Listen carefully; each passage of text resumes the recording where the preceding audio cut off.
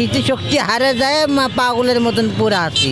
ভালো লোক জিন্দেগি তো বগরে পড়ে থাকবি না, নেশা করে হাত করেছে। এখন আমার কাছে আমার আল্লাহ ছাড়া আর কিছু নেই।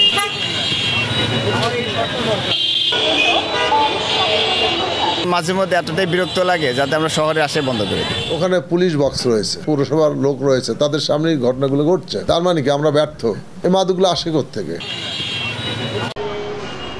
ভাসমান ছিন্নমূল পথশিশু টোকাই যাই বলি, শহর জুড়ে এদের দৌরাত্ম্য। চুরি, ছিনতাই, নেশার মতো অপরাধ করছে। এদের আস্তানা বগুড়ার প্রাণকেন্দ্র এই সাতমাথা। অথচ কেউই যেন চোখে দেখে না, আর চোখে দেখলেও নির্বাক, নিরুপায়। ছোট ছোট বাচ্চারা নেশা করে, কিন্তু কিছু বলা যায় না, বললে সমস্যা। ওনারা উল্টা ছোট ছোট বাচ্চারা। এইটা কোনো পরিবেশ হলো? সবাই দেখছে, যেন কেউ কিছু বলছে না। চুরি, ছিনতাইয়ে জড়িত এদের বিশাল একটি চক্র। শিশু থেকে যুবক, বৃদ্ধ অনেকেই নেশায় আসক্ত। তবু প্রকাশ্যে এদের অন্যতম স্পট সাতমাথার এই বীরশ্রেষ্ঠ স্কয়ার। এমনকি গুরুত্বপূর্ণ এই জায়গাকে তারা মলত্যাগের জন্য ব্যবহার করে। চারপাশে মানুষ চলাচল করে, আর মাঝখানে দেদারসে চলে এদের কর্মকাণ্ড। কোনো ভয় নেই, কোনো সংকোচ নেই, কারণ এসব দেখার মতো কেউ নেই। পৌরসভার অধীনস্থ এলাকা হলেও এসব অপকর্ম রোধে তাদের দৃশ্যমান কোনো কর্মকাণ্ড চোখে পড়ে না। ওখানে পুলিশ বক্স রয়েছে, তাদের সামনে এই ঘটনাগুলো ঘটছে। ওখানে আমাদের পৌরসভার লোক রয়েছে, তাদের সামনেই ঘটনাগুলো ঘটছে। তার মানে কি আমরা ব্যর্থ? এই মাদকগুলো আসে কোত্থেকে, কীভাবে আসছে, এগুলো আমাদের আজকে চেক দিতে হবে। পর্দার আড়ালে যারা এই কাজগুলো করছেন তাদেরকেও চিহ্নিত করে সমাজের তাদের মুখোশ খুলে দিতে হবে, তাদেরকে আইনের আওতায় নিয়ে আসতে হবে। এদের অধিকাংশই জীবনে স্কুলের কোনো ছোঁয়া পায়নি। আবার অনেকেই বাবা বা পরিবারের পরিচয় জানে না। অভিভাবক না থাকায় অল্প বয়স থেকেই এরা বিভিন্ন অপরাধে জড়িয়ে যাচ্ছে। অনেকেই বলছে শহরের বিভিন্ন ড্রাগ ডিলার এসব টোকাই ছিন্নমূলদের ব্যবহার করছে। আমার যেটা মনে হয় যে এই যে টোকাইগুলো আছে, এর একটা গডফাদার আছে, যারা লিড দিচ্ছে এবং সাপোর্ট দিচ্ছে। এদের এই মেইন গডফাদারকে ধরতে হবে। আবার অনেকে বলছে শহরের একাধিক প্রতিষ্ঠান প্রতিদিন ফ্রিতে খাবার বিতরণ করে। এছাড়া বছরের বিভিন্ন সময় বিভিন্ন সংগঠন গরিব দুস্থদের মাঝে কাপড় দেয়। এসব সুযোগ নিতেই বিনা শ্রমে শহরমুখী হয় তারা। ফ্রিতে পোশাক ও খাবার পাওয়ায় হাত পেতে চুরি বা ছিনতাই করে যা পায় তা দিয়ে নেশা করে।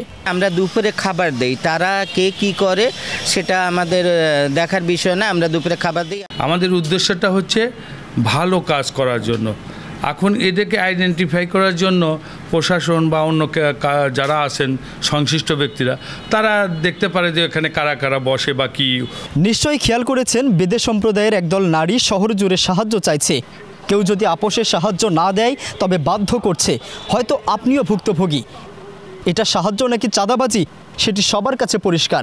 এছাড়া তৃতীয় লিঙ্গ বা হিজড়াদের বিষয়টি নতুন নয়। বগুড়া শহরে আসলে আপনার মনে হতে পারে এই শহরে নিজ দেশে আপনি যেন পরবাসী। আসলে ওরা যেভাবে টাকাটা চায়, আসলে এটা আমাদের কাছে একটু বিরক্তিকর। কারণ ওরা চাঁদাবাজির মতো সবাই একসাথে আসে, দল ভেদে আসে, এসে আমাদের কাছে জোরপূর্বকভাবে টাকাটা আদায় করে নেয়। এটা মনে হয় আমার মাঝে মধ্যে এতটাই বিরক্ত লাগে যাতে আমরা শহরে আসে বন্ধ করে দিই। জেলা পরিসংখ্যান অফিস বলছে 2022 সালের তথ্যে বগুড়ায় মোট ভাসমান জনসংখ্যা 301 জন। কিন্তু বগুড়া রেলওয়ে স্টেশন, হাড্ডিপট্টি, পৌর এডওয়ার্ড পার্ক, আলতাফুন্নেসা খেলার মাঠ, কোর্ট এলাকা, নিউ মার্কেট, ফলপট্টি, কোথায় নেই তারা। অন্যায় করে আসে কিংবা যে কোনো মার্ডার কেসের আসামি তারাই বগরে পড়ে থাকে। তাছাড়া ভালো লোক জিন্দেগি তো বগরে পড়ে থাকবি না। নেশা করে হাত করেছে। ডেন্ডি, মাথা ঘুরে, মা বাপ মারা গেছে, গার্মেন্টসে পুড়ে মারা গেছে। এটা ছোটোর থেকে বগুড়াতে থাকি, স্মৃতিশক্তি হারে যায়, পাগলের মতন পুরো আছি। মানে ঘোল সব কিছু গন্ডগোল দেখায়। সোশ্যালাইজেশনে তাদের প্রবলেম, সামাজিকীকরণের সমস্যা, অর্থাৎ দেখার যেহেতু কেউ নাই, সুতরাং তারা স্বাভাবিকভাবেই মানে এই কাজগুলোর সাথে জড়িত হয়ে যাচ্ছে।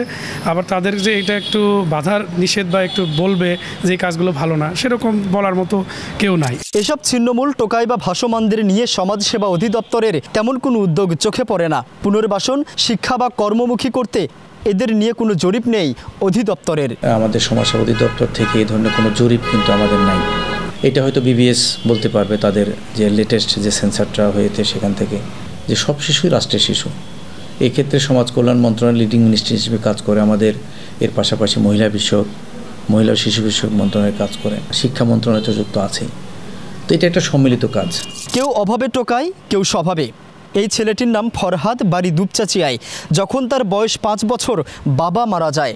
এর 3 বছর পরে মায়ের অন্য জায়গায় বিয়ে হয়।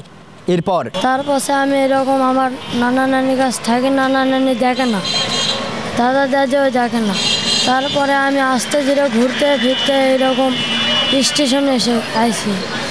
তারপর থেকে আমি স্টেশনে থাকি। আমার এখন কিছুই নাই, এখন আমার কাছে আমার আল্লাহ ছাড়া আর কিছুই নেই। ঈদের দিনে ঘুরে বেড়াই, ট্রেনের চড়া ঘুরে বেড়াই, এদিকে ওদিকে যাই, ঈদের আগের দিন, ঈদের পরের দিন ভাঙড়ি কুড়া খাই। তোমার ওই যে হাত কাটা দেখছি, এগুলো কেন? এমনি কাটিছি, কষ্ট। গল্পের মাঝেও গল্প থাকে। এই ছেলের কথা শুনে আপনার মন নিশ্চয় নরম হচ্ছিল, তবে এবার একটু ভিন্ন রূপ দেখায়। কথায় আছে, সৎসঙ্গে স্বর্গবাস, অসৎসঙ্গে সর্বনাশ। সরলমনা ফরহাদও বাদ পড়েনি এই নেশাচক্র থেকে। এরকম শত শত ফরহাদের চলাচল এখনও শহর জুড়ে। মাদক নিয়ন্ত্রণ অধিদপ্তর বলছে, বাণিজ্যিক, জেলা এবং অর্থনৈতিক প্রভাবে বিভিন্ন এলাকা থেকে এসে বগুড়ায় এদের বিস্তার বেড়েছে। এদের নিয়ন্ত্রণ বা আইনের আওতায় আনাও বেশ জটিল। তাদের বয়সটা হলো অনেক কম, আর শুধুমাত্র আটক করে শাস্তির আওতায় আনলেই কিন্তু সমাজ পরিবর্তন করা সম্ভব না। তো দেখা যায় যে সব সময় তো মানে 24 আওয়ার্স আমরা কেউই থাকছি না, পুলিশও থাকছে না, আমরাও থাকছি না। এমন সময়টাতে করছে যেই সময় তারা সুযোগ বুঝে যে এই সময় কেউ থাকবে না, সেই সময়টাতে করছে। বিভিন্ন দপ্তর, সংস্থা বা পৌরকর্তা একে অপরকে দায়ী করলেও এদের দায়িত্ব নিতে চায় না কেউই। তবে কি এরা আইন শৃঙ্খলার পরিবেশ নষ্ট করছে না? সামাজিক অবক্ষয়ের জন্য কি এরা দায়ী নয়? দেখবে কে, এদের রুখবে কে? আমরা যদি ছোট থেকেই তাদের প্রতি যত্নশীল হই, আমরা যদি তাদেরকে প্রথমে খাবারের ব্যবস্থা, তারপরে যদি আমরা খেলাধুলা বা আদার্স যে বিষয়গুলো আছে এখানে যদি তাদেরকে ইনভলভ করতে পারি, আমার মনে হয় যে তারা সেখান থেকে তাদেরকে ফিরিয়ে আনা সম্ভব। যারা ঝরে পড়া কিশোর বা কিশোরী, আমি তাকে হয়তো মামলায় তাকে আমরা হয়তো কিশোর সংশোধন কেন্দ্রে পাঠালাম, কিন্তু সেখানেও দেখা যাচ্ছে যে আপনার তাদের ধারণ ক্ষমতা অনেক কম। আবার তারা কিন্তু আবার ফিরে আসছে এবং আবার আগের যে অভ্যাস, সেই অভ্যাসে কিন্তু তারা জড়িয়ে যাচ্ছে। সেই জন্য আমার মনে হয় যে এখানে সার্বিকভাবে একটা সমাজ কল্যাণ একটা কর্মসূচি থাকা দরকার, যাতে করে এদের একটা মানসম্মত জীবনযাপন নিশ্চিত করা দরকার।